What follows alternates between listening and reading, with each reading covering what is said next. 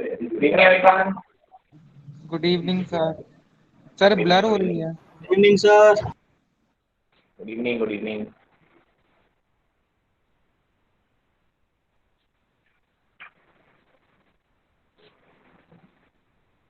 Sir doubt है, present करूं? जी बताइए।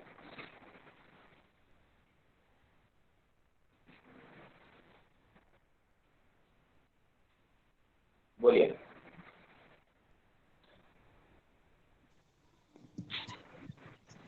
डाउट है? सर ये वाला था।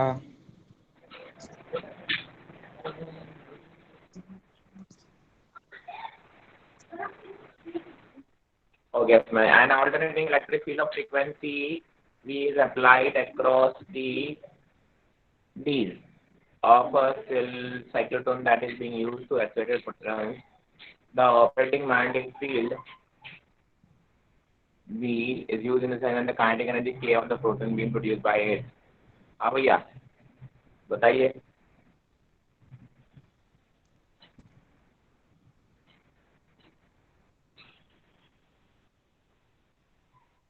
इसमें क्या करना है? बेसिकली आपने बोला है कि क्या इसमें डाउट क्या है, यहाँ पे क्या दिक्कत है? इसमें डाउट है कौन से, पहला पार्ट में दूसरे पार्ट में? हो नहीं रहा है। फ्रीक्वेंसी निकालने में डाउट है कि उसमें डाउट है काइनेटिक एनर्जी में?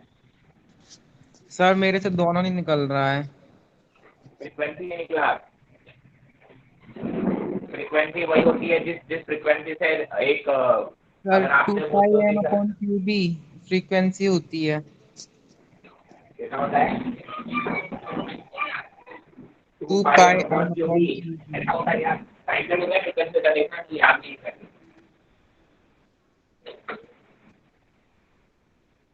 फॉर्मूला याद है? सर 2 ये pi m time upon period q होता बी है और क्यू बी इसका। अपॉन 2 पाई एम, दो फॉर्मूले होते हैं।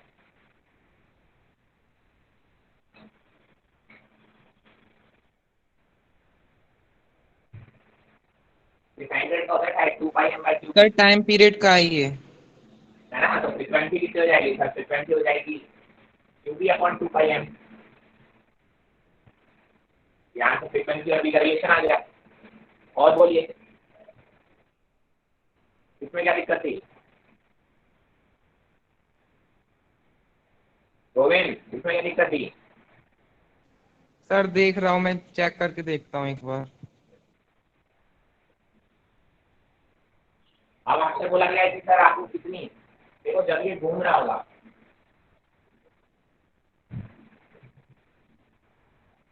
यहाँ ओके से चल सर। रहा है, तो आप क्या बोलोगे यहाँ से चलिए ऐसे घूमने का, तो जितनी बार ये इसको जंप करेगा उतनी बार इसमें चेंज इन पोटेंशियल एनर्जी आएगा क्यू इनटू डेल्टा वी या क्यू इनटू बी।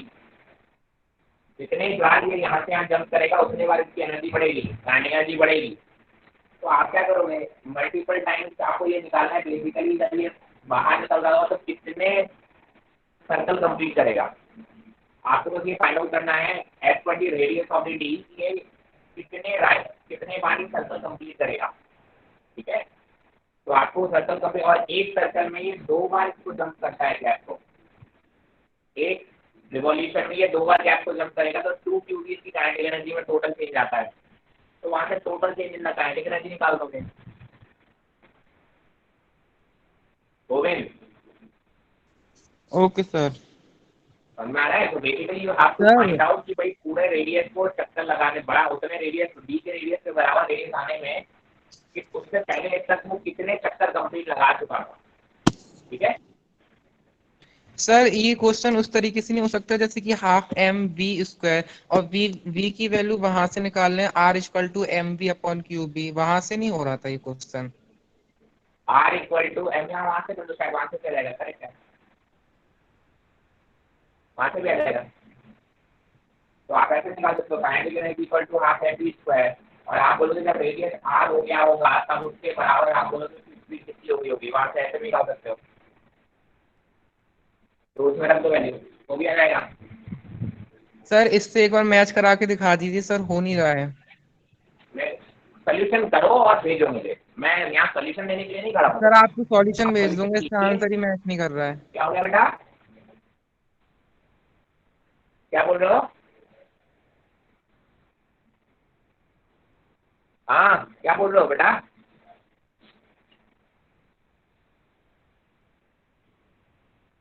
चलो गायब हो गया लग रहा है। हाँ जी, और किसी कोई डाउट? Yes, sir. हाँ जी बोलिए doubt.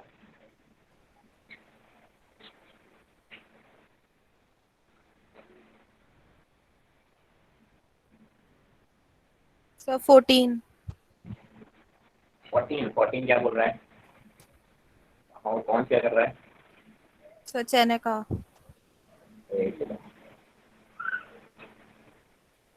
One of two identical conducting wires of length L is built in the form of a circular loop and the other one into a circular coil of n identical turns. If the same current is passed in both, the ratio of the magnetic field at the center of the loop to that of the center of the coil. हाँ, इसमें क्या बोला? एक basically क्या बोला है कि one of the two identical conducting wires of length L is bent in the form of a circular loop. आपने बोला L लेंथ का वायर लिए दो, एक को आपने सर्कुलर लूप में कन्वर्ट कर दिया और एक को आपने into the circular coil of n identical turns, और दोनों में करंट सेम है and the ratio of the magnetic field at the centre of the loop and the centre of the coil बताना है। तो हाँ भाई साहब, आपने बोला ये दो वायर लिए सेम उसके, एक को आपने एक वायर में कन्वर्ट कर दिया, लूप में कन्वर्ट कर दिया, और दूसरे को आपने कई सारे n नंबर ऑफ टर्न्स में कन्वर्ट कर दिया। आप बोलोगे टोटल दोनों की लेंथ बराबर है, तो इसके लिए आप बोलोगे इसका जो रेडियस होगा वो कितना होगा? आप बोलोगे सर 2πr किसके बराबर हो जाएगा? एल के बराबर हो जाएगा। तो आर की वैल्यू हो जाएगी L/2π। ठीक है? Yes, इसके sir. नंबर ऑफ टर्न्स कितने हैं? n है, इसका रेडियस मैंने मान लिया स्मॉल r है। तो आप बोलोगे सर इसमें हो जाएगा n × 2πr = L। इसमें टोटल नंबर ऑफ टर्न दे रखे हैं, तो आप बोलोगे यहाँ पे जो रेडियस आएगा वो आएगा L/n × 2π। सेंटर पे मैग्नेटिक फील्ड निकालने का तरीका क्या होगा? इसके लूप के लिए होगा μ0 I/2r, और इसके लिए जो मैग्नेटिक फील्ड निकालने का तरीका आएगा वो μ0 I/2 स्मॉल r और into n।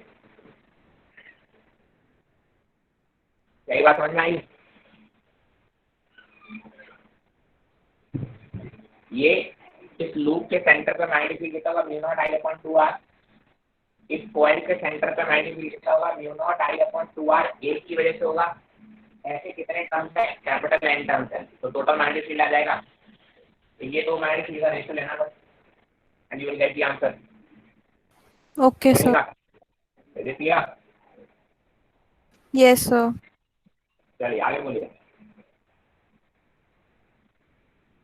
Any other doubt?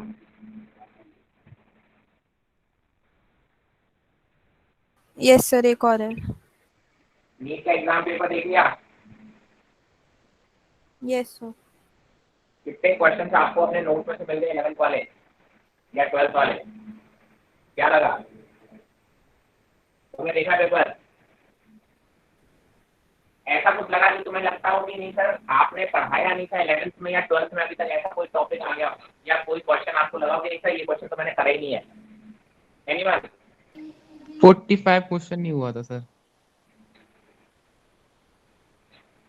45? क्या है 45? ये तो 41 है। सर ये मेरे को टेस्ट में से पूछ रही थी मैं. अच्छा, अरे zero. a circular conductor of uniform resistance per unit length is connected to a battery of 4 volt. The total resistance of the conductor is 4 ohm. ठीक है? The net magnetic field at the center of the conductor is, क्या बताऊं बेटा इसमें? Sir इसमें 0 दिया हुआ है, पर 0 कैसे आएगा इसमें? नोट्स पढ़े बेटा? Yes, sir. तो पढ़ लो बेटा, नोट्स में बता रखा है ये भी। नोट्स चेक करें प्लीज। अगर कोई भी करंट डिवाइड होता है दो पार्ट में एक लूप में, तो उसके सेंटर पे हमेशा मैग्नेटिक फील्ड 0 आएगी। ये स्टेटमेंट लिखवाया मैंने आपको एक एग्जांपल के फॉर्म में। Yes, sir. Okay. समझ में आया? अगर ऐसे कोई करंट है, यहाँ से कोई करंट आ रहा है और अगर ऐसे डिवाइड हो गया दो पार्ट में और फिर यहाँ से निकल गया, आप बोलोगे यहाँ पे सेंटर पे हमेशा मैग्नीट्यूड 0 आएगी, वो किसी भी रेशियो में निकला, चाहे वो ऐसे निकला हो चाहे वैसे निकला हो, तो कोई फर्क नहीं पड़ रहा है। तो यही हो रहा है उस केस में, लूप में बनाया बैठाए क्वेश्चन, ऐसे तो ना करो। और बोलिए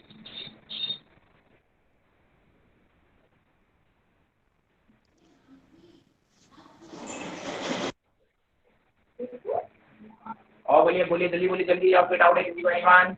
सर मेरा है, मैं प्रेजेंट कर रही हूँ। हाँ हाँ हाँ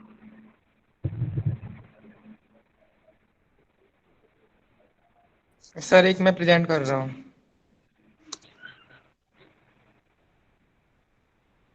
वेट कर लो बेटा, गोविंद अब उस बच्ची ने बोल दिया तो उसको थोड़ा सा। Sir 6th question. सर इसमें ए ऑप्शन नहीं होगा? कहाँ बेटा क्वेश्चन कहाँ है तुम्हारा? Tanya, Tanya which question you are talking about?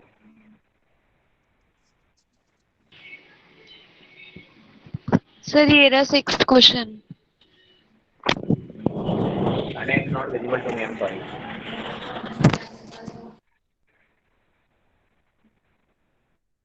Who is sharing? You are sharing, Tanya, right? Yes sir. I'm not getting the question. Anyone else? Please, Chanika, please share the question. Which one she's talking about? Yes sir. Go. Sir Govind ने already share कर रखा है, शायद इसलिए नहीं हो रही है screen present. Govind, yes sir, शायद इसलिए नहीं हो रही। सर मैं मेरा पहले देख लीजिए तो। नहीं, आप क्वेश्चन नंबर 6 ही पहले देखेगा। क्वेश्चन नंबर 6 ओपन करो। सर कर दिया।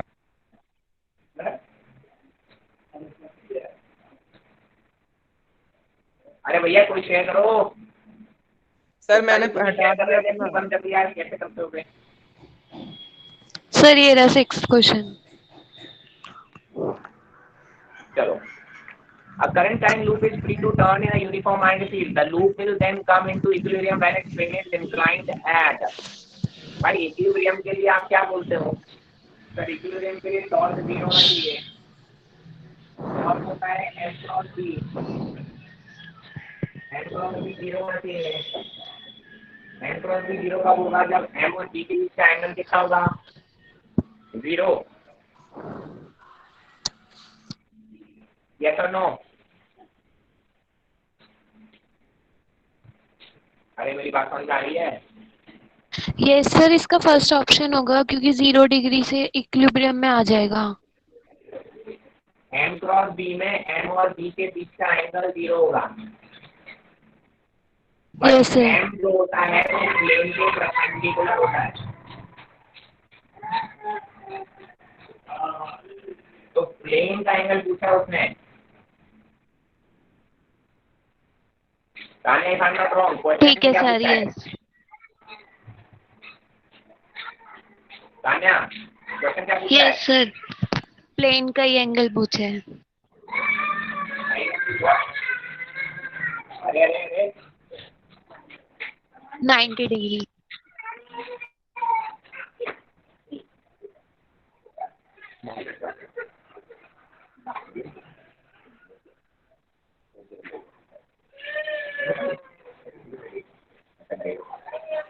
हाँ भैया, और कौन और कोई डाउट? सर एक और है, मैं प्रेजेंट कर दूं?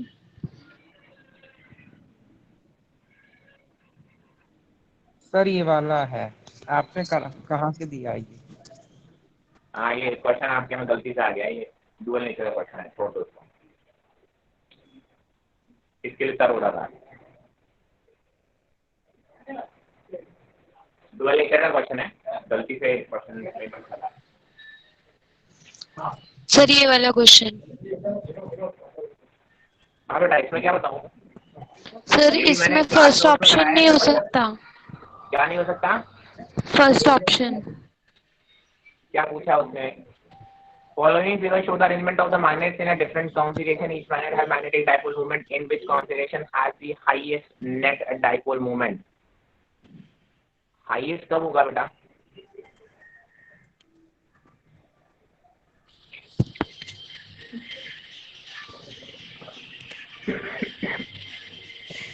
आप खुद रख के देखो ना, चार ऑप्शन में आपके क्या क्या आंसर आ रहे हैं। रूट थ्री वाला ऑप्शन आ रहा होगा, 60 डिग्री वाला आ रहा होगा मेरे हिसाब से। सर सी 30 गिवन है डिग्री, थर्ड। 30 डिग्री वाला। 30 डिग्री वाला कितना रुको, 30 डिग्री कितना हो जाएगा, और कॉस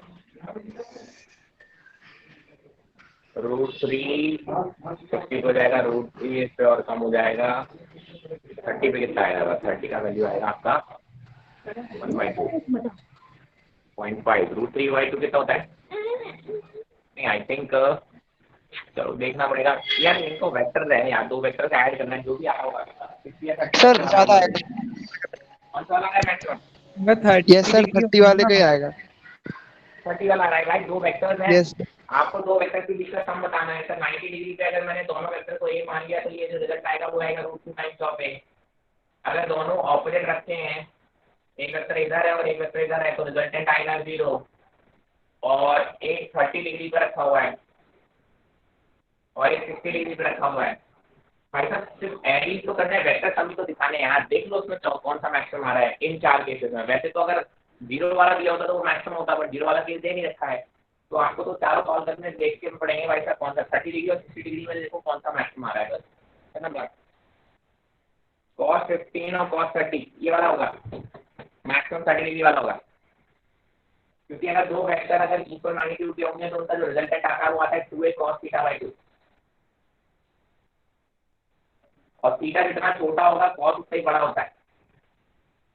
तो 30 डिग्री और 60 डिग्री में 30 डिग्री स्मॉलर है तो ये कॉस की वैल्यू उतनी ज़्यादा बड़ी होगी, तो that is the maximum in out of this 4। ये वाला कैसे मैक्सिमम हो जाएगा बेटा, ये √2 टाइम्स ही हो रहा है, 60 डिग्री वाला √3 टाइम्स होगा, तो भाई साहब √3 ये तो उससे बड़ा है, 60 वाला उससे बड़ा है, तो कैसे मैक्सिमम हो जाएगा। 2 वेक्टर एडिशन है भाई साहब, वेक्टर का क्वेश्चन हुआ इस तरीके से। रानिया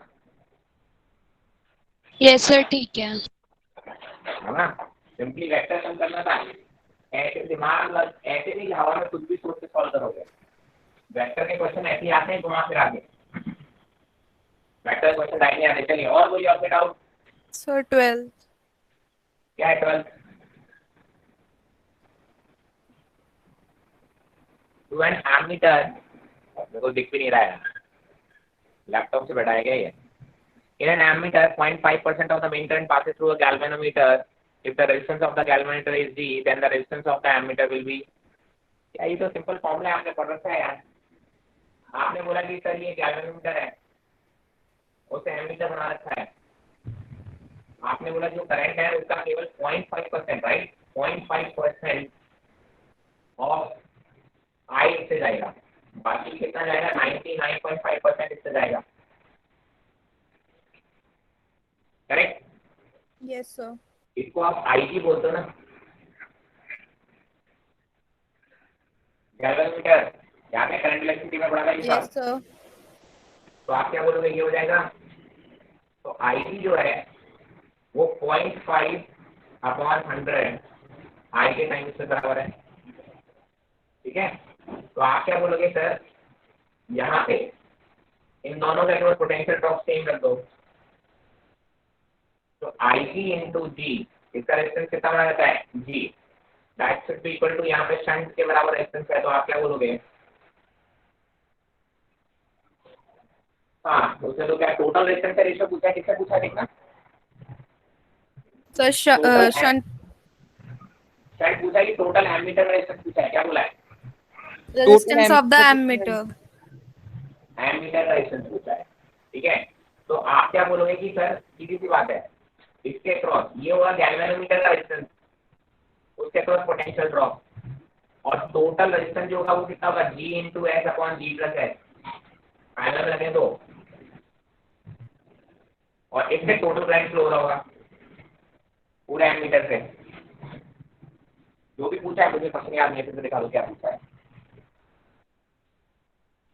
what is being asked, figure को कैसे बनेंगे, सिचुएशन को कैसे बनेंगे, जो भी क्वेश्चन पूछा उसका आपसे रिजल्ट निकाल लो। रिलेशन मैंने आपको बता दिया, ऐसे रिलेशन बनेंगे ये, whatever it is being asked. क्या पूछा गया है कहने का sir resistance of the ammeter पूछा है। रेजिस्टेंस ऑफ द एमीटर पूछा हुआ है ना, हाँ तो ये करंट के रिलेशन से निकालना पड़ेगा यार। ये आप ऐसे करो ना यार, इसमें करंट डिवाइडर लगा दो। ये देखो यहाँ से अगर I करंट आ रहा है तो वो जा रहा है I1 इसमें जा रहा है और I2 इसमें जा रहा है, ठीक है। और आपको मालूम है कि सर I1 रेशो I2 जो होगा दोनों एक पोटेंशियल सेम होता है, तो I equal to B by R होता है, तो कैसे हो जाएगा? तो ये R1 मान लो इस कनेक्शन से R2, तो आप बोलोगे R2 रेशो R1 होता है, ये तो पता है ना भाई, बेसिक करंट इलेक्ट्रिसिटी का कंसेप्ट है ये, यस सर। पैरेलल में तो है ना।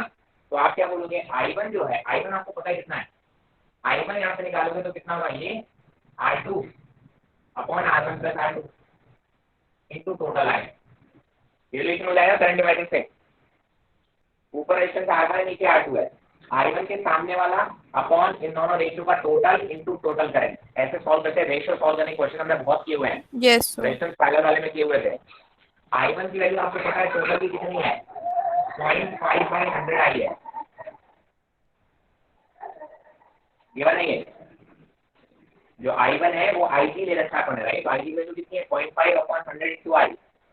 एक्चुअली में आप देखो R2 की वैल्यू आप बोलोगे शंट रेजिस्टेंस हो गया, यहाँ पे G प्लस S हो गया और इंटू टोटल हो गया। अब ऐसा S निकालना है, यहाँ से सॉल्व कर पाओगे? Yes sir. कोई दिक्कत पक्का?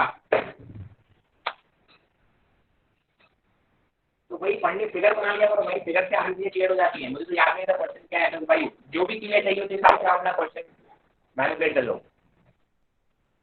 कंसेप्ट सीख लो भाई, ऐसे बोलता हूँ, कंसेप्ट बहुत इंपॉर्टेंट है, फिगर बहुत इंपॉर्टेंट है। आप फिगर बना लेते हो क्वेश्चन खत्म हो जाता है, क्योंकि क्वेश्चन डायरेक्टली जरूर नहीं है कि वो गैल्वेनोमीटर का क्वेश्चन पूछा जा रहा हो, उसने गैल्वेनोमीटर को पूछा ही नहीं, वो तो बेसिक करंट इलेक्ट्रिसिटी का कंसेप्ट देखो, करंट डिवाइडर लगा दिया उसने और कुछ नहीं। आपको सिर्फ दो रेजिस्टेंस में करंट कैसे डिवाइड होता है किस रेशियो में, वो वाला फंडा यहाँ पे अप्लाई हो रहा है। तो क्वेश्चन बहुत बेसिक पूछेगा, बट वही है कि वो ऐसे घुमा देगा, गैल्वेनोमीटर के साथ लगा दिया तो आपको लगा पता नहीं कैसे होगा क्वेश्चन, वरना कुछ भी नहीं इस क्वेश्चन में। चलिए कैसे पूरा है कहने का तुम्हारा? सर मेरा इस वाले क्वेश्चन में आंसर 199 G/199 आ रहा है अभी भी। कोई बात नहीं, उसका सॉल्यूशन एक बार भेज देना मुझे, देखूंगा। सर मैं ठीक है इसे सर। ऐसे नहीं कर सकती कि मैन करंट 1000 मान लो, तो फिर गैल्वेनोमीटर में 5 एम्पियर जाएगा और बाकी 995 तो क्या फर्क पड़ रहा है, वैल्यू तो रखी आनी ना। सर तुम्हारा ये आंसर कितना सिंपल है ये बताओ? करंट को आप कुछ भी मान लो, ये कैंसिल आउट हो जाने बेटा, मुझे करंट को मानने से कोई सेंस नहीं है, ठीक है। हाँ, आप ऐसा मान सकते हो कि अगर आपने इसको जी माना है, तो आपने बोला अगर इसको 1000 माना है, तो ये कितना हो गया, 0.5 का मतलब कितना हो गया, 5 एम्पियर हो गया, राइट। तो अगर ये 1000 है, अगर ये जी है, तो 5 रेशियो वो रिलेशन निकालना पड़ेगा I1 और जी और उसका, तो भी आंसर आ जाएगा, जी बाई एक्स से रेशियो से आ जाएगा। ऐसे कर लो अगर आप बोलना चाह रहे हो, यहाँ से भी डायरेक्टली भी कर सकते हो, बात तो वही है, रेशियो सॉल्व करना पड़ेगा। आपके अकॉर्डिंग I1 की जो वैल्यू है वो 0.5% है और ये 99.5% है, ये रेशियो है ना, इक्वल टू R2 जो है वो S है और ये G है, बात तो बराबर है, ये रिलेशन है और कुछ नहीं, ऐसे सॉल्व करेंगे।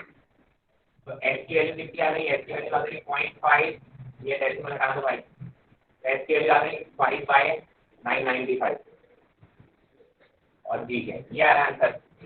क्या है मेरा आंसर, क्या है? G/200। 1 से डिवाइड करो तो कितना आ जाएगा, 149 9 45 9, ये आ रहा है 1/। यस सर यही आ रहा है। सर ये तो स्टंट है ना। सर इसको पैरेलल में रख के जी के साथ सर भी निकालेंगे ना। करेंगे ना हाँ अभी। ये करंट आ जी गया के ना, साथ। तो हाँ टोटल सर। रेशियो निकालने का तरीका ये है, तो ये लिखा है। हाँ सर ये वाले सर। हेलो। भाई नहीं निकाल पा रहे हो, पता नहीं क्या कर रहे हो। जी good evening sir. Two x की वैल्यू आ गई G/99 अपॉन G plus H, G plus H, G की वैल्यू फिर से देखो, G प्लस H की वैल्यू फिर से देखो, G/199। एलसीएम ले लो भाई, एलसीएम ले लोगे तो देखो एक G से G कैंसिल हो गया और 199 हो जाएगा, तो ये आएगा G/200 आ रहा है आंसर। जो नेट रेजिस्टेंस आ रहा है वो आ रहा है G/200। क्या है आंसर इसका? यस सर यही है। कैलकुलेशन भाई, कैलकुलेशन। Good evening sir. हाँ जी हर्ष सर बताइए। बस सर छोटी सी अनाउंसमेंट करनी थी, कर सकता हूँ क्या सर? पैसे लगेंगे? बिल्कुल सर। चलिए ठीक है, कर दीजिए। आवाज आ रही है बेटा मेरी? Yes sir. मैंने आप लोगों को बताया ना पीटीएम है सैटरडे को, तो मैं टाइमिंग आपको मैं आज भी अनाउंस करूंगा, कल भी बता दूंगा। तो मैं अपनी स्क्रीन शेयर कर रहा हूँ, स्क्रीन शॉट ले लेना और अपनी अपनी टाइमिंग से ही आना है, ठीक है? पीटीएम में अपनी टाइमिंग से ही आना है आप लोगों को। स्क्रीन शेयर कर रहा हूँ तो अपना स्क्रीनशॉट ले लेना उसका।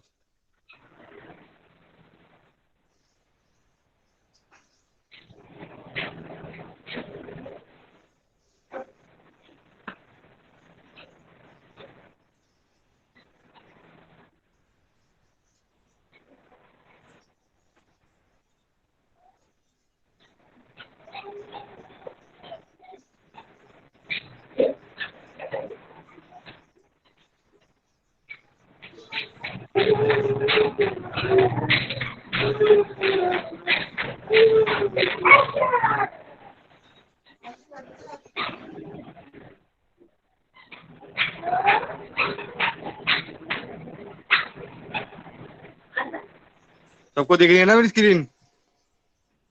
हाँ ब्लैक स्क्रीन दिख रही है सर। नहीं आ रहा सर? हाँ जी।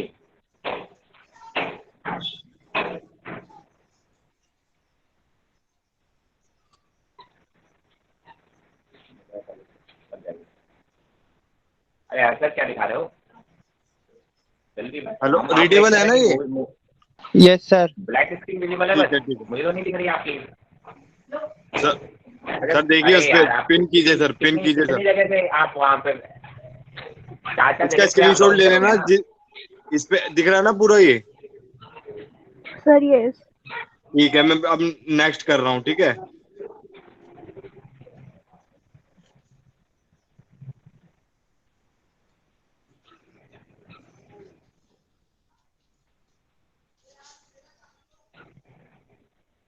इन सबके सर वो काले चिट्ठे भी मेरे को भेज देना।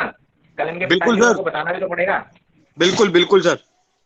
हाँ इनकी एक शीट और भेज देना भाई, कितने कितने मार्क्स हैं मैं ठीक चेक कर जरा इन घर पे खबरें भी तो पहुंचानी पड़ेंगी। बिल्कुल बिल्कुल सर। ले लिया बेटा, इसका ले लिया स्क्रीनशॉट? Yes sir. आगे बढ़ो आगे बढ़ो। सबने यस। ले लिया ना?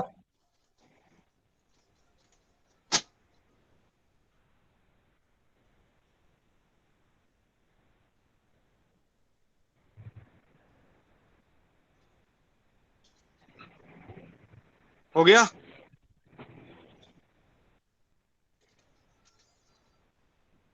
ये लास्ट है। मे भी सबको सबने अपना अपना स्क्रीनशॉट ले लिया होगा, तो अपने टाइम से ही एंटर होना है मीटिंग में, ठीक है? और किसी को कुछ भी क्वेरी होगा तो मुझे या मधु मैम को कॉल कर सकता है डायरेक्टली। मधु मैम का भी नंबर होगा आपके पास, मेरा भी नंबर होगा, ठीक है? चलो ठीक है, थैंक यू सर। ओके इनका इनका वो भेज देना रिजल्ट। बिल्कुल सर। ओके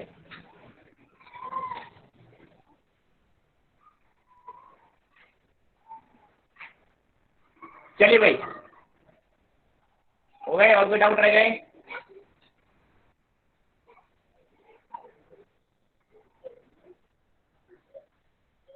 सर क्या कह रहे हैं आप? और कोई डाउट रह गए? No sir. चलिए नीट का पेपर सबने देख लिया? अच्छा हाँ गोविंद अपने ना मार्क्स तो बता दे यार, है ना? सर पहले सबसे पूछ लीजिए ना। नहीं नहीं तुम तो अपने बताओ यार, मुझे सबसे मतलब ही नहीं है। सर सर मैं बाद में बताऊंगा, पहले सबसे पूछ लीजिए। अरे अरे मैं तुमसे मतलब ये टीचर के मतलब कुछ बात ही नहीं है। टीचर ने तुमसे पूछा है, टीचर को आंसर दो। बताओ कितने भाई? 180 है कि नहीं है? 157। 157 वेरी गुड। चलो सर मेरे बहुत से अच्छी बात है। आईएएस पूछ लीजिए, किसी के तो होंगे। हाँ अरे तुम्हें तो मालूम है तेरे आगे सब पानी मांग रहे हैं आज के टेस्ट में भाई।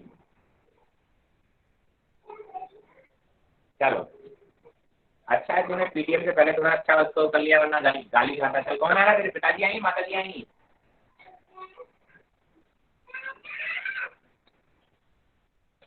है ना? Sir third. थर्ड मतलब? सर क्या पूछ रहे हैं आप? मैंने कहा कल पीटीएम में तुम्हारे कौन आ रहा है भाई? मम्मा आएंगी, पापा आएंगे? सर देखा जाएगा। देखा जाएगा मतलब आएंगे भी, इसकी कोई गारंटी नहीं है सर, राइट? तो भी हमारी कैटेगरी में। चलो क्या ठीक है। तो कहने का मार्क्स क्या है कल? कल तेरी तो क्लास होने वाली है वहाँ पे, अपने तो बताई थे। सर 110। 110। तो कल के लिए फिर क्या सोचा है, कैसे बच रहे हो कल? कल मतलब मैं एक बार बस ये देखना चाहता हूँ कल ऑनलाइन लोगों की पढ़ाई कितने की होने वाली है कल। मतलब I will just be prepared with एक वीडियो कैमरा सामने लगा के रखूंगा। हाँ? पता नहीं कब किसकी ऑनलाइन ही मतलब ऐसे एकदम सुताई होने लगे, धार धार धार। रिकॉर्डिंग होनी चाहिए ना भाई, ये जितनी भी होगी पूरी रिकॉर्ड होनी चाहिए। क्या बोलते हो सब लोग? चलिए क्या हाँ भैया, नीट का पेपर देखा सबने? कितने लोगों ने नीट का पेपर देखा जरा बताएं मुझे। Yes sir. Yes sir. चलिए यस सर। है ना? तो पेपर को देख के फील क्या है? सर आसान सा ही लग रहा था फिजिक्स का तो। कोई भी एक सिंगल क्वेश्चन जो तुम्हें लग रहा हो कि सर मुझे नहीं लगता ये नोट से भी बाहर था, मतलब मेरे को हिसाब से आउट ऑफ 45 30 क्वेश्चन ऐसे थे, कहीं ना कहीं हमने एग्जाम्पल किए होंगे या डिविजन किए होंगे या फिर नोट पे टाइप क्वेश्चन थे। सर एक मीटर ब्रिज का क्वेश्चन बहुत टफ लग रहा था। मीटर ब्रिज का क्वेश्चन बहुत टफ लगा। यस सर वो मीटर ब्रिज का क्वेश्चन क्या था? R1 R2 is equal to L1 by L2 बस। वो क्वेश्चन की तुम्हें लैंग्वेज नहीं समझ में आई, बस और कोई दिक्कत नहीं थी। ये था बस, आई क्या उसमें? आप क्वेश्चन की लैंग्वेज नहीं समझ पाए। गोविंद आपके साथ थोड़ा सा इशू मैंने देखा है, आपको क्वेश्चन की लैंग्वेज में थोड़ी दिक्कत आती है। थोड़ा सा अच्छे से पढ़ा करें, आप 2 बार पढ़ा करें जब नहीं समझा रहे।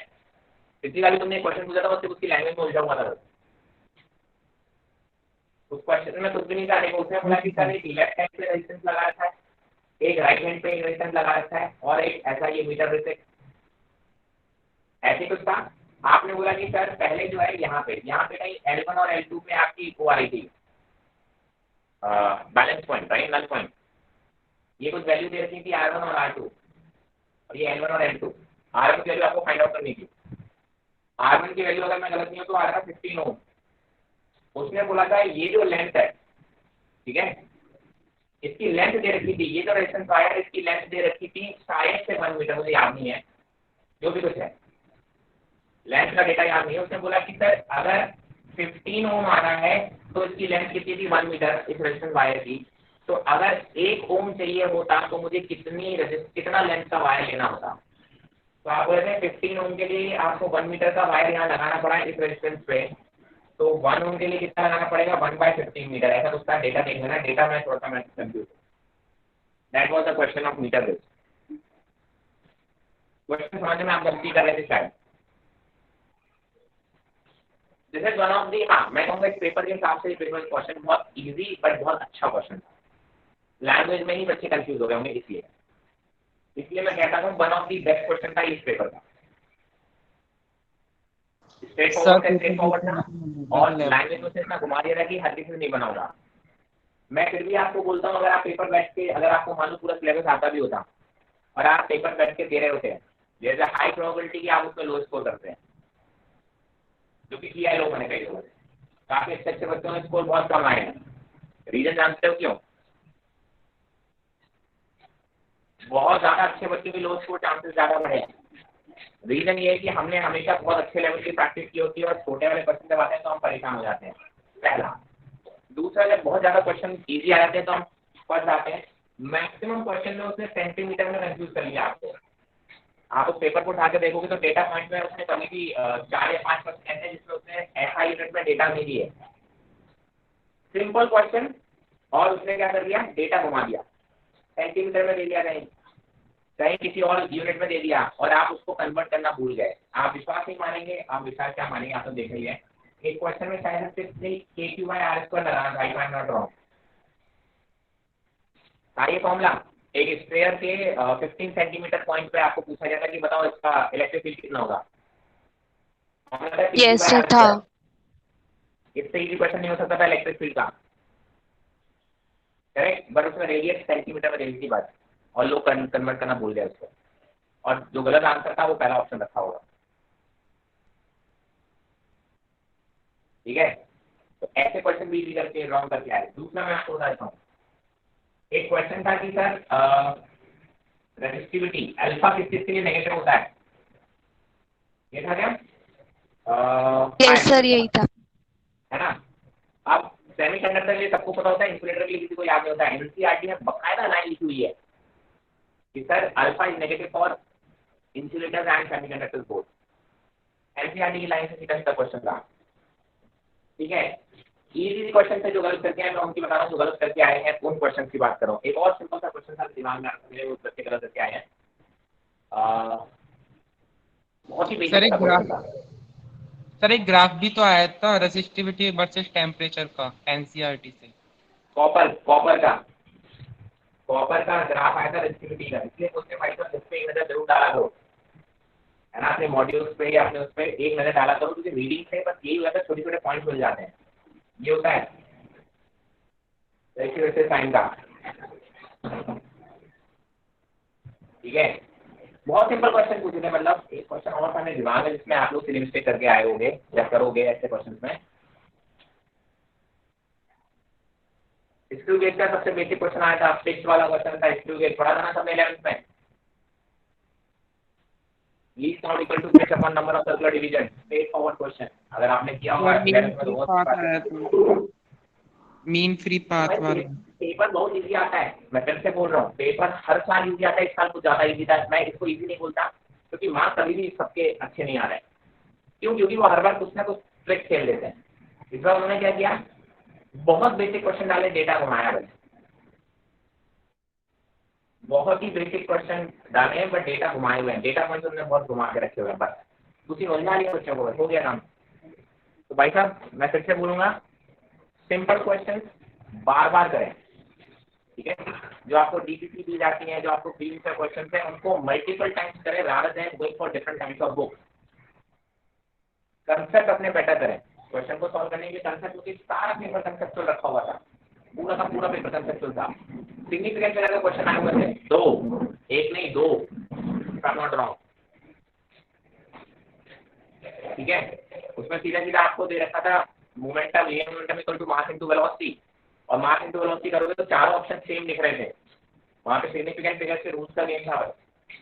तो जिसको सिग्निफिकेंट फिगर्स के रूल्स आते होंगे उसको लगता है। बाकी लोगों को क्या लग जाता है, मास इनटू वेलोसिटी पूछा, लीनियर मोमेंटम, सीरियसली इतना सिंपल क्वेश्चन पूछेंगे, तो उनको उसी में डाउट हो गया। बट वो ये नहीं समझ पाए कि सर वो क्वेश्चन वो सिग्निफिकेंट फिगर का है, मोमेंटम का नहीं है। तो उसने एक ही उसमें दो क्वेश्चन पूछ लिए। और तो और छोड़िए भाई साहब, न्यूटन लॉज ऑफ मोशन का सबसे टफ क्वेश्चन आया, A = m1 - m2 अपॉन m1 + m2 × 3। Sir one pulley वाला क्वेश्चन आया था। कितना? सर पुली वाला क्वेश्चन आया था, बिल्कुल सिंपल। वो ये सामने रखा हुआ है।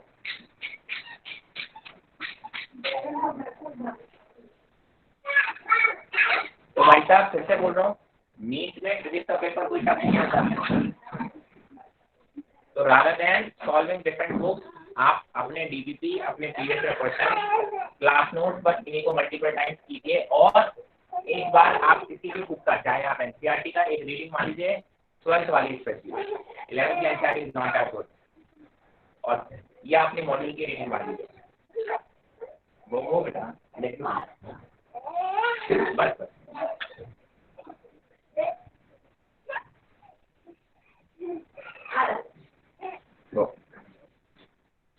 चलो ठीक है, चलिए भाई, कहाँ बात हो रही थी बताओ सही, कहाँ क्या चल रहा है? सर हाँ जी बोलिए। सर एक चीज पूछनी थी। क्या हो गया? सर एक चीज पूछनी थी। पूछ लिया तो इसमें पूछना क्या होता है, पूछो। सर ब्रॉड साइड पोजीशन क्या होती है? ब्रॉड साइड मतलब इक्वेटोरियल पोजीशन।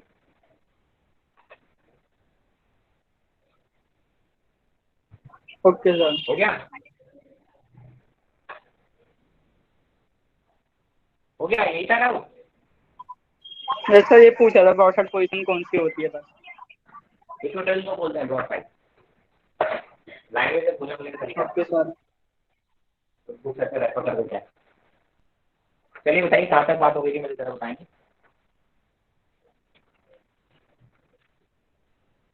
क्या बात हुई थी लास्ट क्लास में? Sir magnetic dipole and uniform magnetic field हो गया था मैग्नेटिक डायपोल की बातें कहाँ तक हो गई थी? मैग्नेटिक डायपोल में क्या क्या और एचएचएम भी बता दी।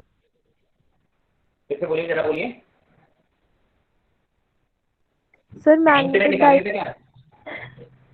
टाइम पीरियड ऑफ ऑसिलेशन निकालिए था क्या? मैग्नेटिक डायपोल Yes, है sir. इलेक्ट्रिक फील्ड, वो magnetic field. Yes sir. Yes sir. चलिए, और उसके बाद भी कुछ किया था? No sir. चलिए तो आज अपन बात करेंगे आगे टॉर्क की बात की थी अभी तक, कितना टॉर्क लग रहा है। आज अपन बात करेंगे, वहाँ पे पोटेंशियल एनर्जी निकाली थी ना, work done in rotating. Work done वाला तो आज की बात में हम आगे करेंगे कि जब मैग्नेटिक फील्ड में आपने एक डायपोल को रखा हुआ है, ये डायपोल है, north pole south pole, magnetic movement की डायरेक्शन ये रहेगी। मैग्नेटिक फील्ड मान लो ये है, ये एंगल कितना करना है मान लो थीटा है। तो आपको मालूम है सर, इसको रोटेट करने में जो आपको टॉर्क लगाना पड़ेगा, छोटा सा टॉर्क की आप बात करो तो कितना हो जाएगा? सॉरी, आपको जो वर्क डन करना पड़ेगा, तो वर्क डन अगर छोटा सा एंगल से आप इसको रोटेट करते हो, छोटा रोटेट करोगे तो आपको पता है कितना होगा? Tau dot D theta. अगर मुझे इसको थोड़ा सा रोटेट करना है, ये जो मैग्नेटिक फील्ड है वो इसको इधर की तरफ रोटेट करने की कोशिश कर रही है, अगर मुझे इसको फर्दर रोटेट करना है तो you have to apply a torque and that torque into D theta is your work done. अगर मैं बोलूंगा सर टोटल वर्क डन निकालिए, ठीक है, कहाँ से कहाँ? थीटा 1 से थीटा 2 रोटेट करने के लिए, तो आप बोलोगे टोटल वर्क डन की वैल्यू यही आएगी कि थीटा 1 से थीटा 2 को रोटेट करने के लिए आपको जो वर्क डन करना पड़ेगा वो यही आएगा, ठीक है। तो टॉर्क की वैल्यू उठा लीजिए। टॉर्क की वैल्यू आपको पता है कितनी आती है? mv sin theta into D theta, और लिमिट रख दीजिए कहाँ से कहाँ? थीटा 1 से थीटा 2, यही आएगा सर। इसका मैग्नेटिक मूवमेंट कांस्टेंट रहेगा, मैग्नेटिक फील्ड यहाँ पे कांस्टेंट है, तो ये दोनों इंटीग्रेशन से बाहर आ जाएंगे। इंटीग्रेशन हुआ केवल साइन थीटा का, और साइन थीटा का इंटीग्रेशन कितना आता है भाई? Integration of sine theta cos theta minus cos theta. तो आप बोलोगे जो टोटल वर्क डन आएगा वो कितना आ जाएगा? Minus M B cos theta, limit रखना बाकी है। हाँ भैया, लिमिट रखना बाकी है, क्लियर है? तो आप क्या बोलोगे कि सर यहाँ पे मुझे लिमिट रखना बाकी है, तो आप रख दो भाई। तो दैट विल कम है minus M B cos theta 2 minus cos theta 1। जहाँ पे भी दिक्कत हो भाई वहीं रोक देना मुझे। बहुत बेसिक स्टेप है, हम इलेक्ट्रिक डायपोल का कर चुके हैं, इसलिए मैं ज़्यादा इस पर फोकस नहीं कर रहा हूँ। मालूम है ये चीज़ आपको करनी आती है, ठीक है भाई साहब, आप कर लीजिए। अच्छा, अब आपको पता है कि सर जो डेल्टा यू होता है पोटेंशियल में चेंज होता है, वो क्या होता है? Minus of this function by external force. इस potential is what? Minus of the work done by the external force. यही वर्क डन आप बता रहे हैं, आप ही तो कर रहे हो, एक्सटर्नल फोर्स कर रहे हो, तो पोटेंशियल में चेंज आएगा, वो किससे बराबर जाएगा? माइनस से मल्टीप्लाई कर दोगे तो that will come as cos theta 2 minus cos theta 1, sorry minus से equal to work done by external force. यहाँ मैं क्या कर दूंगा दीदी, इसको ले लो ना प्लीज,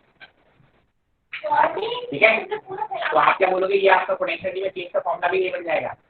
अब पोटेंशियल चेंज में हम बोलते हैं एक जगह पे रेफरेंस ले लेते हैं। हमने बोला u एट थीटा 90 डिग्री को हमने कितना मान लेते हैं? 0 मान लेते हैं, ठीक है।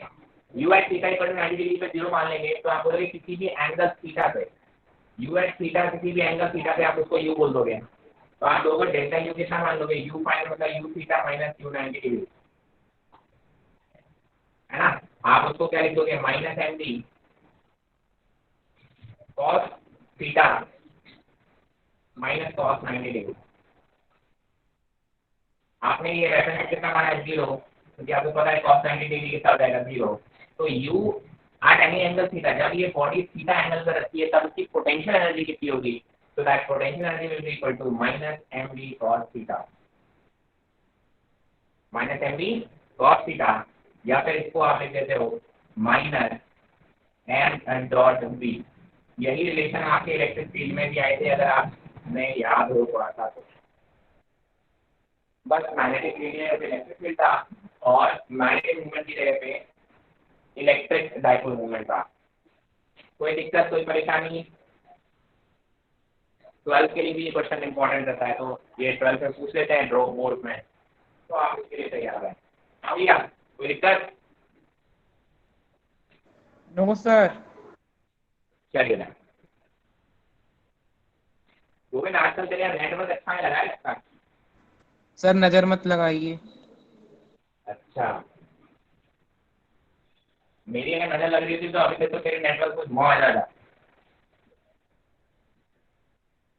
तो चलो, ये तो तू, तेरे को ये तो बिलीव हो गया ना कि सर नेटवर्क तेरे यहाँ पे गड़बड़ करता है। सर ऐसा कुछ नहीं, आप ही की क्लास में होता है और सारी क्लास में सही आता है। केमिस्ट्री मेरी के में क्लास तो में, कभी नहीं गलत हुआ। मेरी क्लास में तो केमिस्ट्री बेटा उससे पढ़ते हो ना, क्या कहते हैं, पेंटेक से, यस सर। रिपोर्ट से। तो भाई साहब पेंटेक से डेटा कम खाते हैं भाई, पेंटेक से डेटा की जरूरत ही नहीं होती। ठीक है, चलिए, मैं भी यही सोच रहा हूँ क्यों अपना डेटा वेस्ट करता रहता हूँ, पेंटेक से पुराना स्टार्ट कर देता हूँ, ज़्यादा बेटर रहेगा। गोविंद की तो बहुत सॉल्व हो जाएगी कम से कम, क्योंकि गोविंद का डेटा होता है बहुत कम, गोविंद का खत्म हो जाता है सुबह शाम तक। ऐसे होता है ना गोविंद तेरे साथ? नो सर, अब नहीं होता ऐसा। चलो, तो ये बातें हुई आपकी बेसिकली, और डाइपोल मूवमेंट वगैरह की बातें कर ली। अब हम जो जान पढ़ने वाले हैं बेसिकली वो है मैग्नेटिज्म का Gauss law.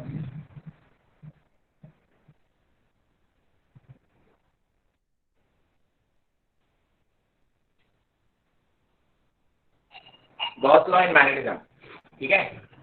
Gauss law magnetism की आप बात करोगे, देखिए गॉस लॉ क्या बोलता है मैग्नेटिज्म के लिए, अगर आप कोई भी क्लोज सरफेस लेते हो, मान लो ये मैग्नेट है, north pole south pole, magnetic field line draw करो,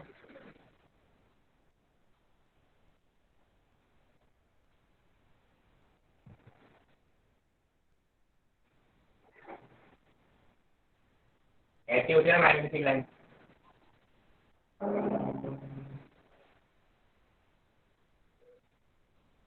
ये होती है मैग्नेटिक फील्ड लाइन।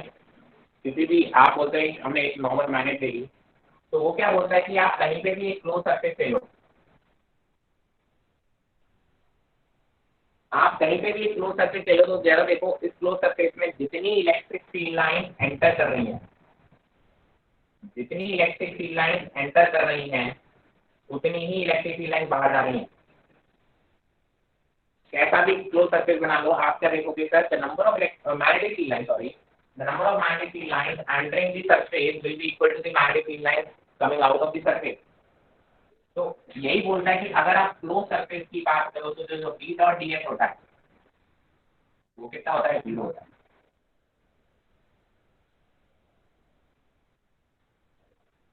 क्या बोलता है, बी डॉट डी एस कितना होता है, 0। क्लियर है?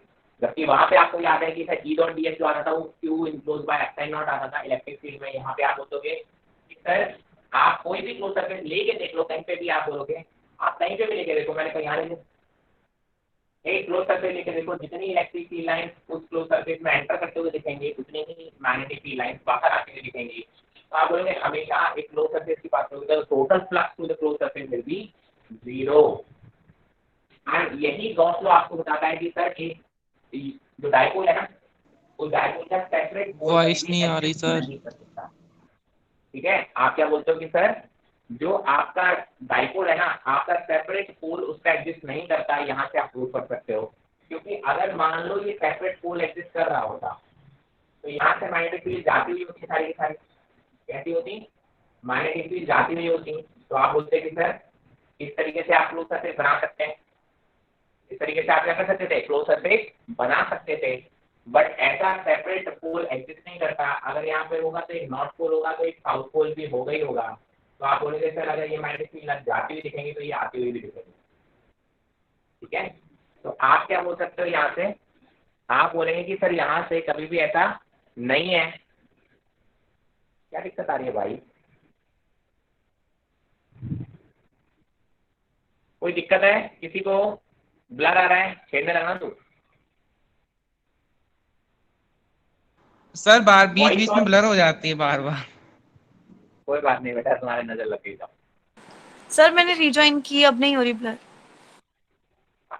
थैंक यू, ठीक है। तो आप बोलोगे गॉस लॉ क्या बोलता है, सिंपली मैग्नेटिक फील्ड का गॉस लॉ बोलता है कि sir the magnetic flux to the close surface will always be zero, will always be zero.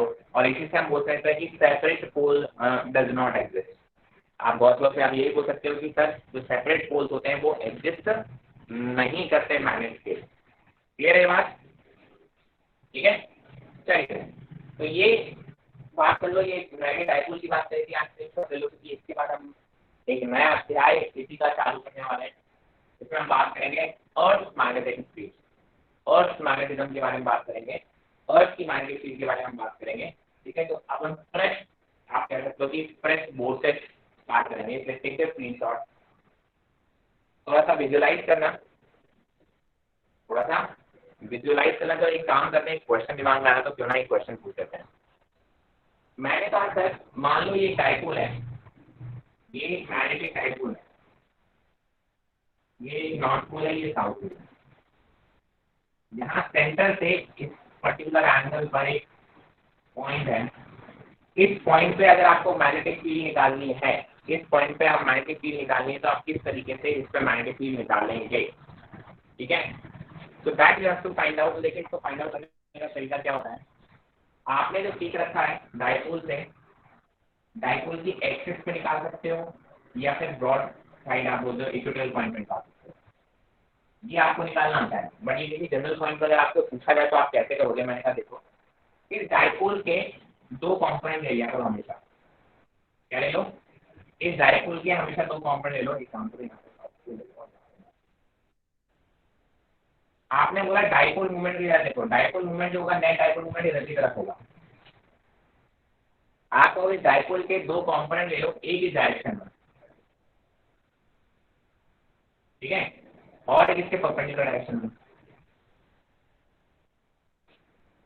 कहने का मतलब क्या है, इन दोनों का रिजल्टेंट आएगा वो यही आएगा, कंपोनेंट यही आपने लिख दिया। ये आपका मैग्नेटिक मूवमेंट था, मान लो ये एंगल थीटा तो आप ये हो जाएगा, ये m cos थीटा हो जाएगा और ये हो जाएगा m sin थीटा हो जाएगा। इसी डाइपोल के आपने दो कंपोनेंट ले लिए, एक इस डायरेक्शन में ले लिया और एक इसके परपेंडिकुलर डायरेक्शन में ले लिया, उन दोनों का रिजल्टेंट ये होगा। अब जरा देखो इस डाइपोल के लिए ये एक्सिस पॉइंट हो गया, इस वाले डाइपोल के लिए ये एक एक्सिस पॉइंट हो गया कि नहीं हो गया, ये वाला जो हमने इसके अराउंड कंपोनेंट लिया है उसके लिए ये एक्सिस पॉइंट हो गया। तो आप वहां पे क्या लगा दोगे, मैग्नेटिक फील्ड की वैल्यू बता दोगे, कितना होता है mu naught into 2m upon 4π/r3, ऐसे होता है।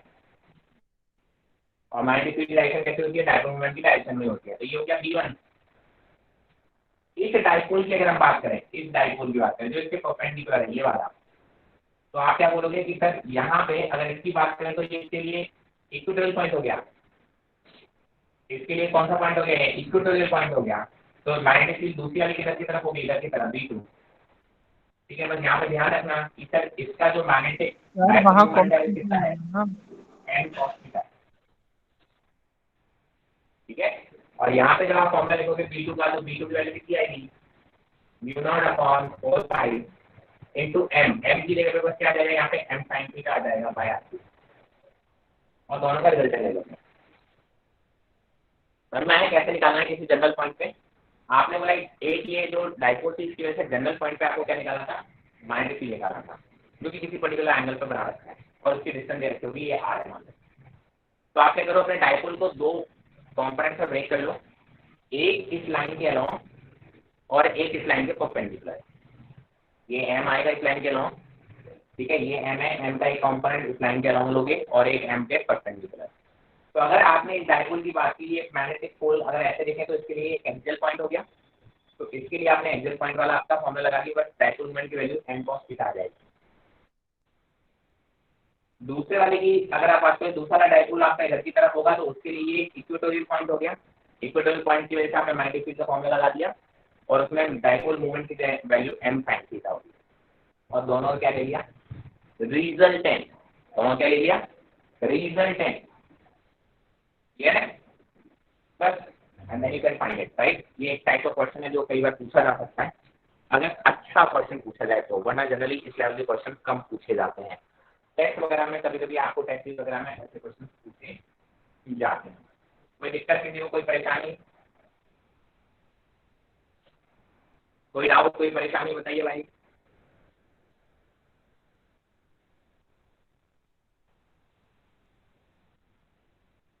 हाँ भैया बताइए, कोई किसी भी तरह की परेशानी हो रही है बना ही पड़ेगा बस।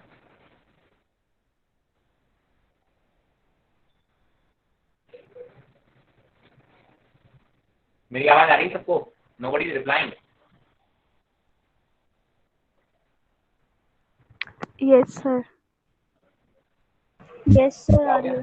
ऐसे सब सदमे में क्यों चले गए, सब पैरालाइज क्यों हो गए? सर इसके बाद क्या करना है?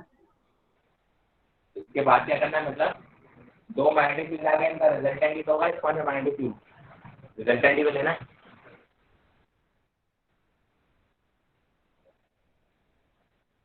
हेलो, दो परपेंडिकुलर मैग्नेटिक फील्ड आ गए, B1 इस डायरेक्शन में आ गया, B2 इस डायरेक्शन में आ गया, दोनों का रिजल्टेंट लेना है यार। दो वेक्टर हैं, दोनों परपेंडिकुलर वेक्टर हैं, उनको रिजल्टेंट लेना। ये आप मुझसे उम्मीद करोगे कि भाई मैं आपको बताऊं, इसके लिए मैं बोलूंगा 11वीं दोबारा पढ़ लो बेटा। वेक्टर है भाई साहब, वेक्टर। जब आप 11वीं में थे मैंने आपको कभी बोला था कि भाई साहब वेक्टर बहुत अच्छे से कर लेना। पूरी 11वीं तो ठीक है, 12th में भी आपको परेशान करेगा, और जिन लोगों को वेक्टर परेशान करता है वो आज भी परेशान करता होगा, और जिनको वेक्टर आते हैं उनके लिए बाएं हाथ का खेल है। चलिए आगे बढ़ते हैं, ठीक है। तो बात करते हैं हम अर्थ मैग्नेटिज्म की, ठीक है। थोड़ा सा विजुअलाइजेशन आप ध्यान रखिएगा, विजुअलाइजेशन की बहुत जरूरी है अर्थ मैग्नेटिज्म में। आपने बोला मान लीजिए एक अर्थ है आपकी, ठीक है, ये आपकी अर्थ है। ज्योग्राफिकल मैग्नेटिज्म की आप बात करें जैसे ये आपका नॉर्थ हो गया, ये साउथ हो गया। अर्थ के अराउंड हम लोगों ने सी किया कि सर कुछ मैग्नेटिक फील्ड एग्जिस्ट करती है। हमारे एक्सपेरिमेंट्स में हमने सी किया magnetic field around the earth, ठीक है। तो काफी रीजन निकाले गए कि यार ये मैग्नेटिक फील्ड क्यों होगा, कैसे होगा, किसी को नहीं पता, ठीक है। काफी सारे लोगों ने माना कि सर किसी ने अर्थ के सेंटर में जाके एक बड़ा सा मैग्नेट कहीं पे दबा दिया। तो उस मैग्नेट की वजह से आप क्या बोलोगे कि सर मैग्नेटिक फील्ड क्रिएट होती है अर्थ के आसपास।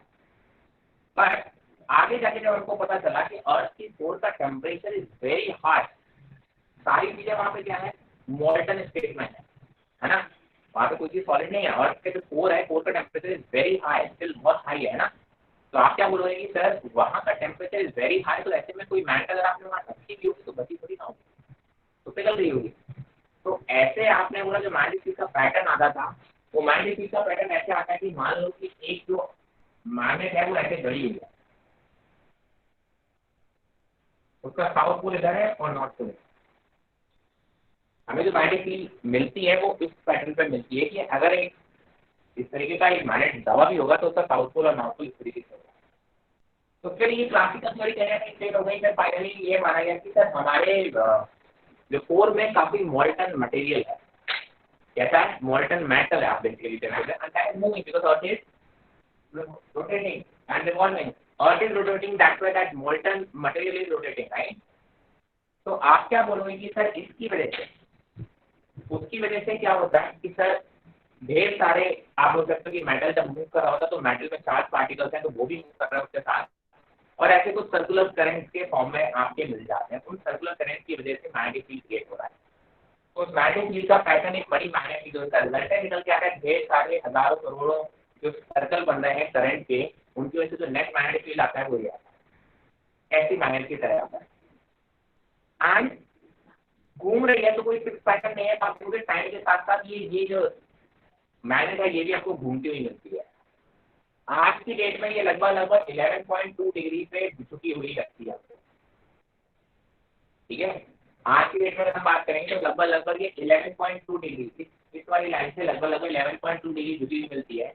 अगर हम पास के डेटा को ऑब्जर्व करें तो ये कई बार पूरे सर्कल टर्न्स ले चुकी है घूमते घूमते, ठीक है, ऐसा हमको लगता है, ठीक है। तो ये एंगल क्यूटी में टाइम के साथ बढ़ता चला जाएगा, ऐसे घूमती जाएगी।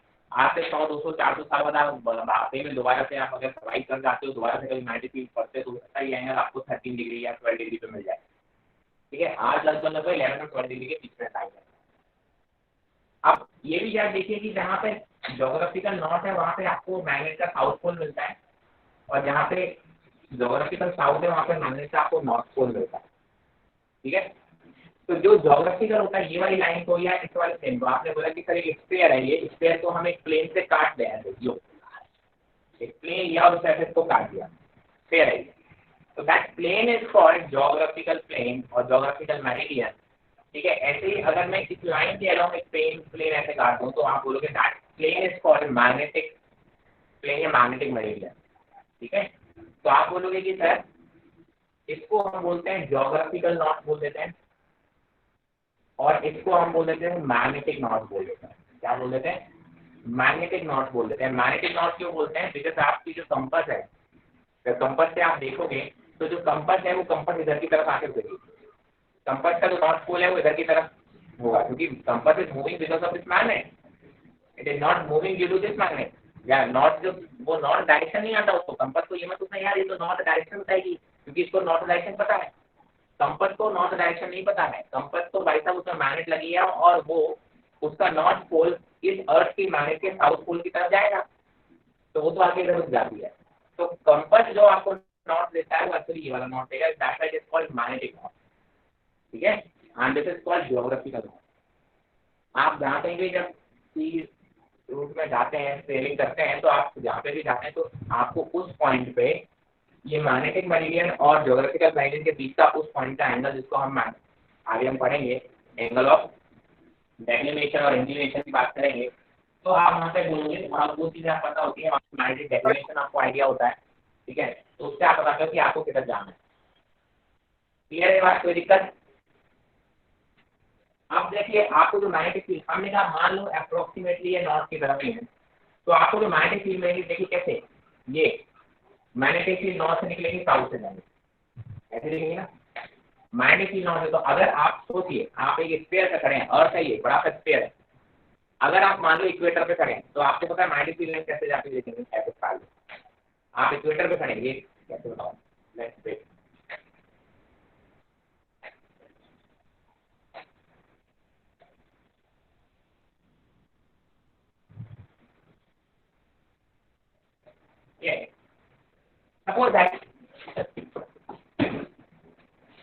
Suppose that this is your earth, right?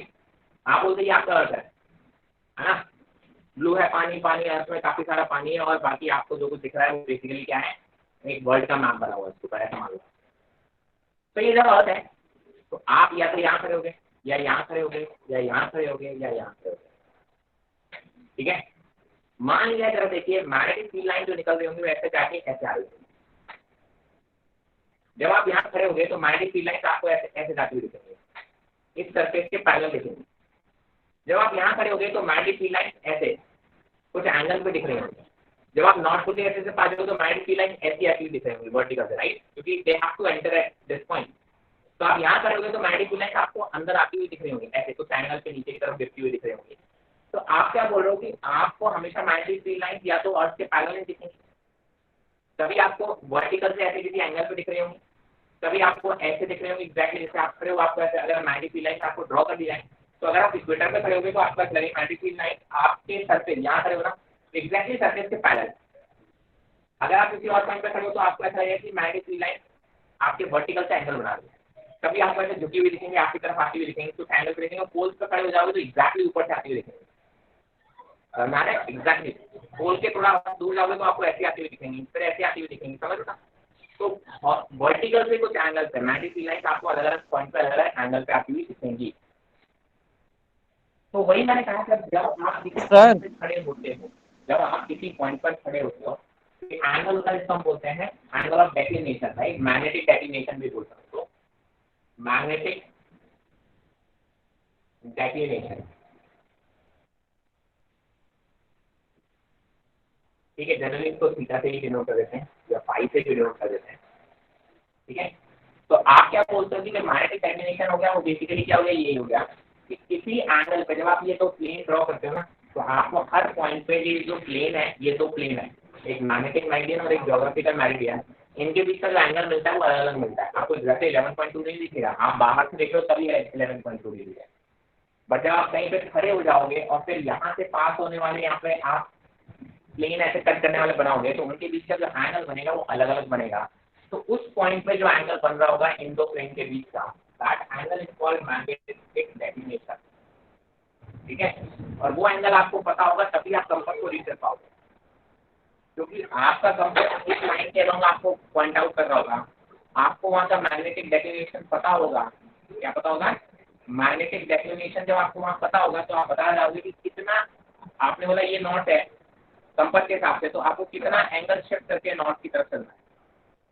ठीक है, तो हर पॉइंट पे आप बोलोगे मैग्नेटिक डेक्लिनेशन की वैल्यू इससे थोड़ी वैरी करती रहती है ना। तो मैग्नेटिक डेक्लिनेशन के अगर आप डेक्लिनेशन की बात करोगे तो सर आप बोलोगे जो ज्योग्राफिकल मेरिडियन है और जो मैग्नेटिक मेरिडियन है, इस पॉइंट पे आप ये जो प्लेन के जिसको एंगल करना होगा उसको, उस एंगल को आप उस पॉइंट का मैग्नेटिक डेक्लिनेशन बोलेंगे। That's not very important but declination should be very clear.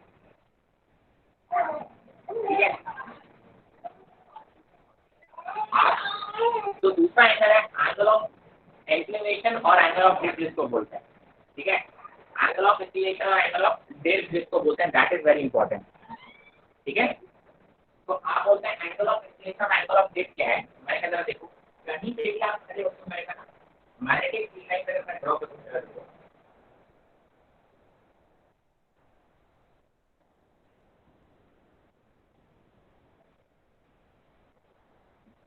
आपने बोला जो मैग्नेटिक फील्ड लाइन जो होती है ना किसी भी पॉइंट पे वर्टिकल एंगल बनाने, मान लो यहाँ पे मैग्नेटिक फील्ड लाइन कैसी है, टेंजेंट ड्रॉ करेंगे तो आप सोचते हो कि इस पॉइंट पे आप क्या देख रहे हो, मैग्नेटिक फील्ड लाइन किस डायरेक्शन में है।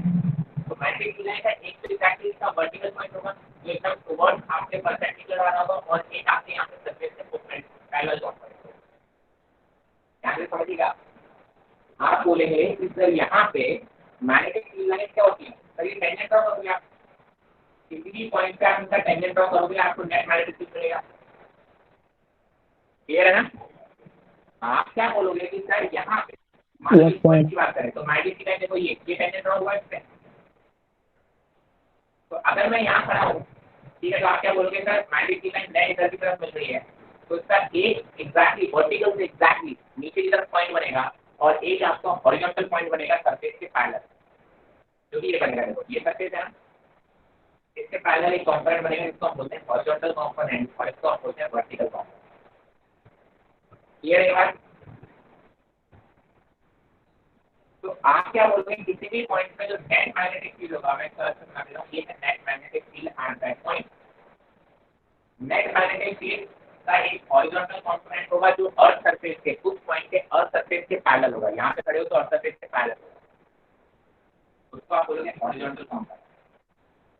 और दूसरा आपके एग्जैक्टली वर्टिकल होगा, ऐसे अर्थ सरफेस पे आप खड़े हो ना तो एग्जैक्टली ऊपर से आने वाला वर्टिकल मैग्नेटिक फील्ड की बात करोगे। ठीक है, तो आप उसे डायरेक्ट मान लीजिए ये जो नेट मैग्नेटिक फील्ड और हॉरिजॉन्टल कंपोनेंट के बीच का एंगल है, एंगल ऑफ इसकी डेफिनेशन चाहे तो आप लिख लेना, angle between the magnetic field, net magnetic field and the horizontal या अर्थ सरफेस के पैरेलल जो कंपोनेंट है उससे कितना एंगल बना है उसको हम बोलते हैं angle of drift.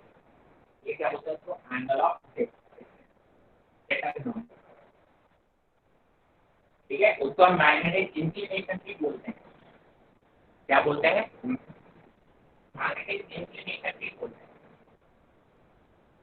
I hope this is very clear, इसमें कहीं कोई दिक्कत नहीं होती है। अब हमने कहा किसी भी पॉइंट पे नेट मैग्नेटिक फील्ड है, कैसी है? बी है, बी की वैल्यू अलग अलग आएगी हर पॉइंट पे, क्यों अलग अलग आएगी? ये डायपोल है। आप बेसिकली इस पॉइंट पे खड़े हैं तो डायपोल की मैग्नेटिक फील्ड अलग होगी, इस पे खड़े तो अलग होगी, इस पे खड़े तो अलग होगी, इस पॉइंट पे खड़े तो अलग होगी। डायपोल की वजह से हर पॉइंट पे अलग अलग मैग्नेटिक फील्ड होती कि नहीं होती? तो भाई साहब मैग्नेटिक फील्ड हर पॉइंट पे अलग अलग होगी। इसमें कोई दो राय नहीं है। तो आप बोलोगे हर पॉइंट पे जो नेट मैग्नेटिक फील्ड होगी वो अलग अलग होगी, ठीक है। आप बोलते हैं कि सर हॉरिजॉन्टल कंपोनेंट, इसको आप बोलते हैं हॉरिजॉन्टल कंपोनेंट की है, इसकी वैल्यू आएगी e कॉम्प्लेक्स, एंड जो वर्टिकल कंपोनेंट होता है e, उसको आप बोलते हैं e प्राइम। कोई दिक्कत, कोई दो राय, कोई परेशानी, ठीक है। मैंने कहा सर इसी तरीके से आप क्या करो, दोनों को डिवाइड कर दो। तो अगर मैं यहाँ पे डिवाइड करूँ b sin delta upon b cos delta, तो that will be equal to b upon bx। तो tan डेल्टा की वैल्यू आ गई bv अपॉन b।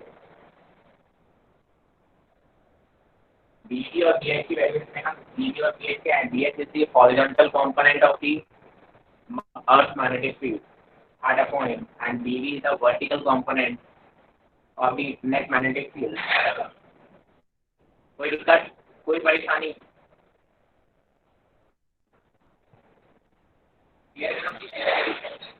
ऐसा विजुलाइजेशन चाहिए अभी आगे को बढ़ने वाले तो और ज़्यादा विजुलाइजेशन चाहिए। इसमें कहीं कोई दिक्कत तो पूछ लो। अरे बोलिए यार, आप लोग बोलते नहीं, चुपचाप बैठ रहते हो।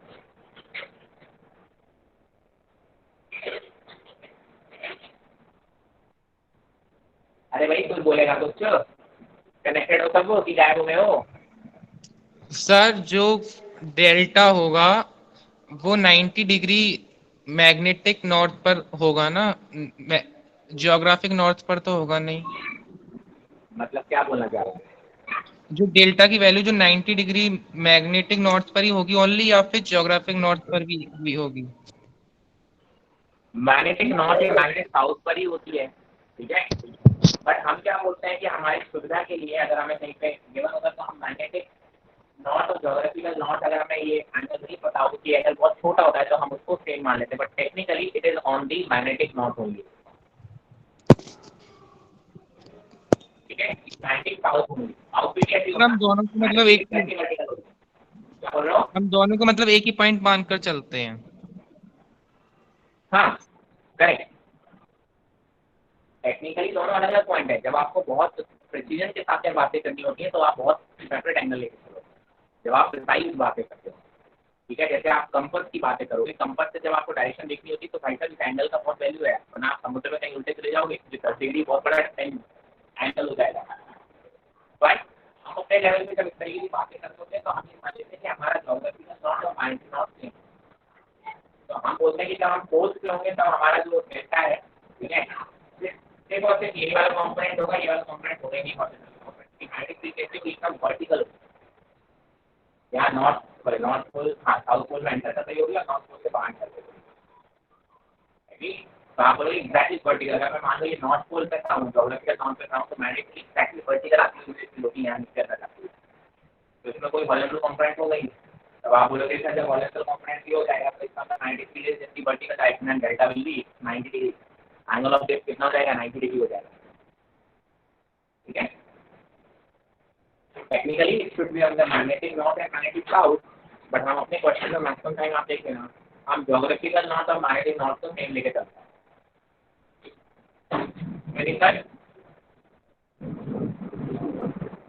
देखो इसमें क्या है ना, बेसिक डेफिनेशन पे ही बेस्ड कंसेप्चुअल क्वेश्चन आता है, अगर आता है तो इसी पे क्वेश्चन बनता है। जब भी बनता है तो एक और क्वेश्चन बनता है, मैं बता देता हूँ, डायरेक्टली स्ट्रेट फॉरवर्ड क्वेश्चन आया हुआ है, उसको जरा समझ लेंगे। 2 या 3 बार वो सेम क्वेश्चन मल्टीपल एग्जाम्स में मिलता है, यही क्वेश्चन बनता है।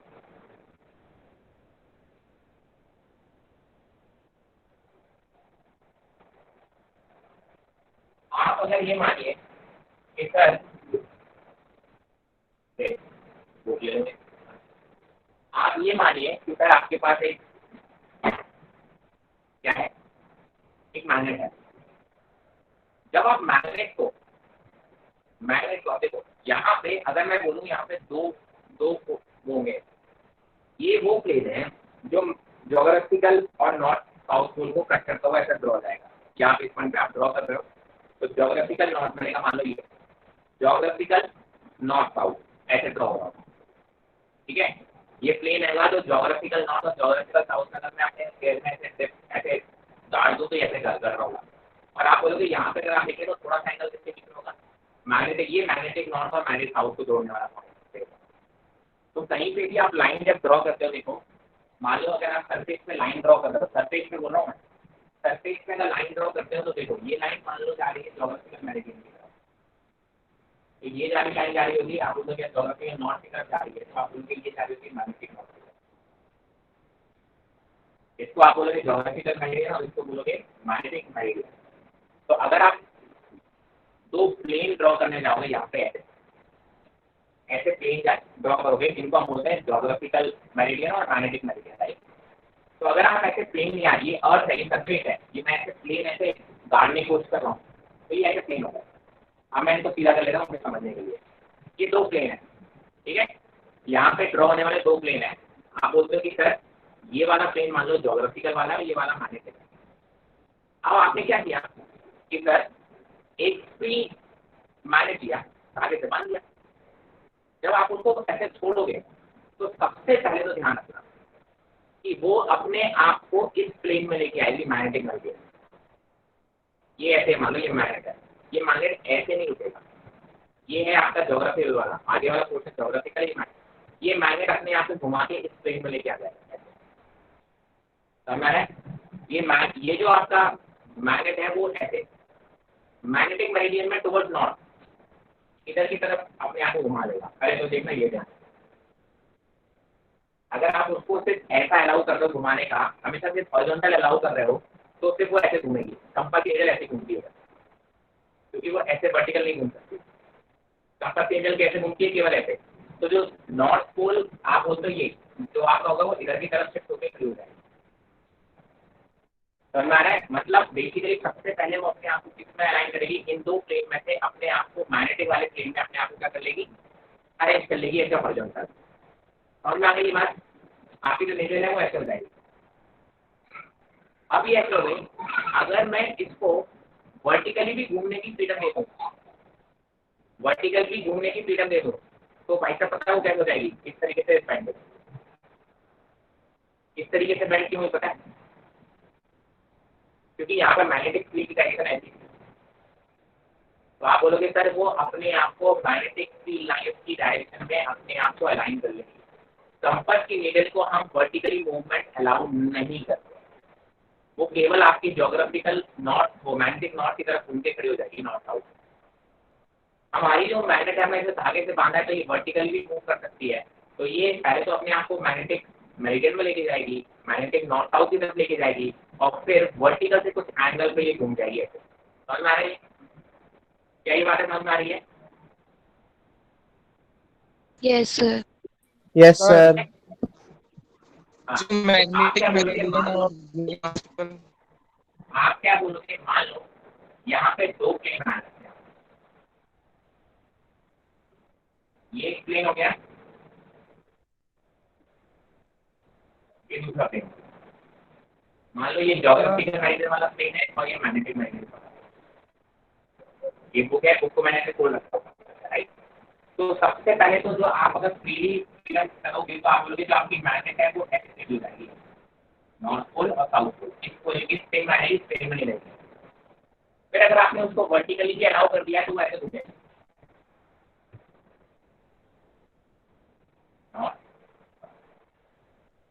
कई बार समझ में, ये जो एंगल है, ये जो एंगल बनाएगा ये बेसिकली नेट के बराबर होगा, क्योंकि जो भी मैग्नेट है वो नेट मैग्नेटिक फील्ड की डायरेक्शन में अपने आप को घुमा देगा। किसकी डायरेक्शन में घुमाएगा? नेट मैग्नेटिक फील्ड की डायरेक्शन में, जो कि आपको ऐसे किसी एंगल पे आती हुई फील हुई होगी। मैग्नेटिक फील्ड लाइन कहते हो कि आपके किसी एंगल पर होगी, तो एक कॉम्पोनेंट उसका एग्जैक्टली वर्टिकल होगा जो ऊपर से नीचे की तरफ आ रहा होगा, ये वाला, और एक कॉम्पोनेंट उसका ये होगा जिसको आप हॉरिजॉन्टल कॉम्पोनेंट और इसको क्या बोलोगे, बीडी बोलोगे। और जो नेट मैग्नेटिक फील्ड होगा वो क्या होगा, बीएच कॉम्पोनेंट और बीडी कॉम्पोनेंट का वेक्टर सम होगा, और अगर इसका मैग्नीट्यूड निकालना होगा तो आप निकालोगे BH square plus BD square. क्या ये बात समझ में आया? ठीक है, ये जो दो प्लेन के बीच का एंगल है यहाँ पे आप इसको पाई बोलोगे। सर भैया कोई दिक्कत? हाँ सर फाइव की वैल्यू हमेशा 11.2 होगी। आपकी आवाज चल रही है गोविंद बेटा। सर फाइव की वैल्यू हमेशा 11.2 होगी। नहीं नहीं बेटा, मैंने क्या बोला, नहीं होगी, अलग अलग होगी। सर मेरे को मतलब बता दीजिए। 11.2 तो आप जब आप बहुत दूर से आप उसको देख रहे हो, बाहर से अर्थ के बाहर खड़े होकर हवा में स्पेस से जाके देख रहे हो, तो आइडेंटिकल आपको 11.2 दिखेगा। बट अगर आप बोलोगे कि किसी पॉइंट पे खड़े हो और वहां से देखने की कोशिश करोगे तो एंगल अलग अलग दिखेगा।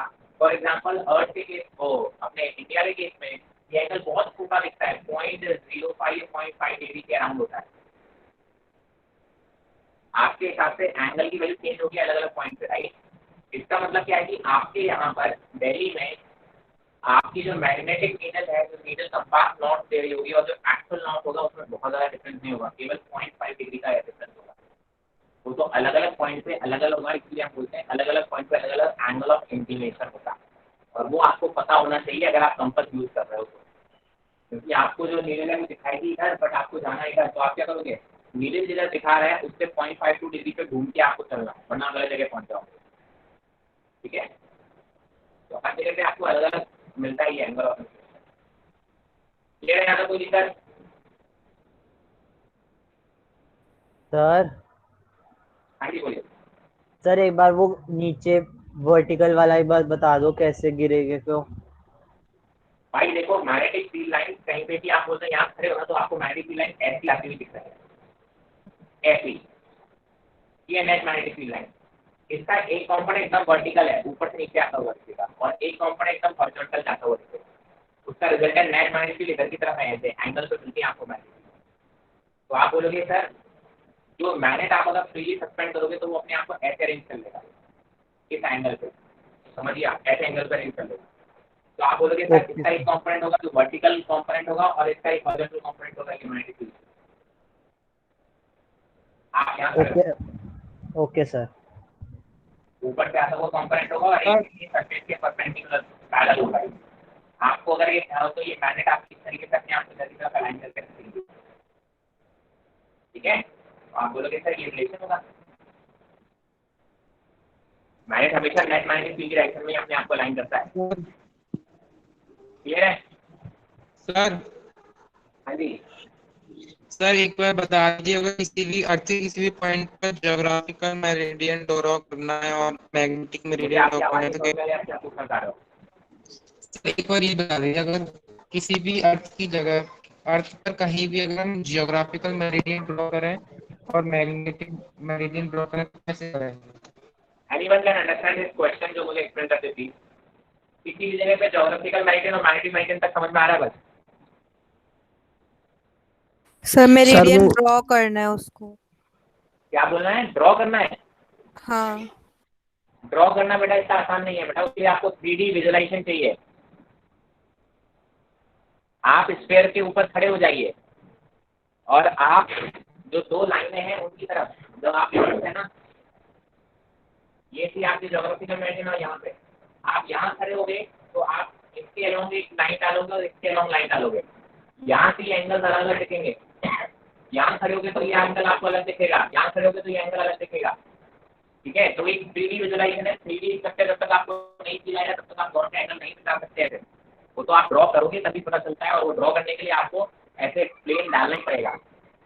तो इसलिए मैं बोल रहा हूँ अगर आपको किसी भी पॉइंट पे इसके बारे में ज़्यादा बातें नहीं की जाती, किसी को नहीं बताया जाता, वो आपको पता होता है, क्वेश्चन में गिवन होगा दिया होगा, तो आप ऐसे ड्रॉ नहीं कर सकते, फील नहीं ले सकते। बट इतना बता दे रहा हूँ अलग अलग एंगल अलग अलग पॉइंट पर अलग अलग दिखेगा।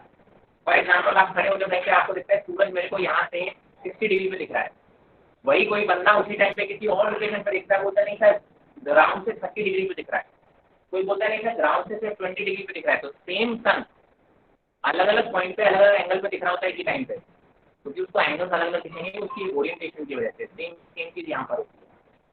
ठीक है, चलिए इसमें हम ज़्यादा कुछ नहीं बोल सकते, हम सॉरी, है ना, क्योंकि 3D विजुअलाइजेशन है और इसकी यूज भी नहीं है हमारे लिए इंपॉर्टेंट है डेप्थ, इसलिए डेप्थ को हम मैक्सिमम जितना कोशिश करते हैं उतना एक्सपेंड करने की कोशिश करते हैं। क्लियर है?